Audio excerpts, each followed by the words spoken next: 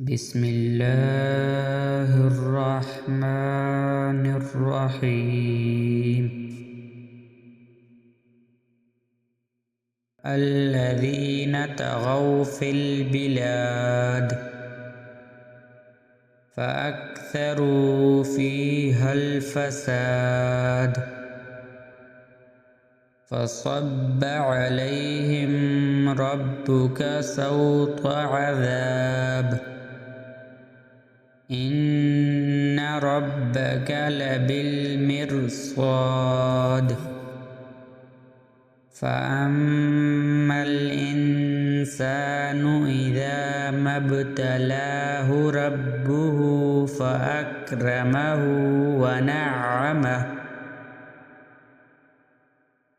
فيقول ربي أكرمن